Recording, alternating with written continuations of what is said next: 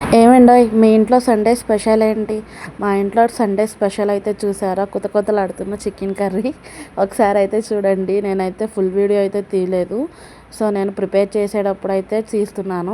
ఎలా ఉంది అనేది నా కమెంట్ సెక్షన్లో చెప్పండి. నేనైతే చికెన్ కర్రీ మంచి తిక్కి గ్రేవీగా అనేది నేను చేసుకుంటున్నాను. ఈ కర్రీ ఎలా వచ్చింది ఏంటి అనేది, టేస్ట్ ఎలా ఉంది అనేది నేను నెక్స్ట్ వీడియోలో చెప్తాను. కర్రీ చూసారా ఎంత మంచిగా ఉందో. నాకైతే ఇప్పుడు చూస్తుంటే నాకు ఎంత నోరూరిపోతుందో అంత బాగా వచ్చింది. నాకైతే చాలా అంటే చాలా బాగుంది. ఎందుకంటే కారం కూడా ఆడిచ్చిన కారం వేస్తాము. మేము ఇంటి దగ్గర నుంచి ఆడిచ్చిన కారం తెచ్చుకుంటాము, ఆంధ్రా నుంచి వచ్చేటప్పుడు.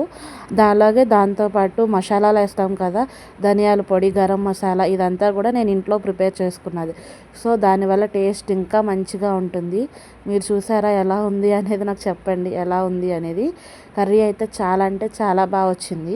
మీరు ఎలా చేసుకుంటారు చికెన్ కర్రీ అనేది అయితే నా కమెంట్ సెక్షన్లో చెప్పండి. Thank you for watching friends.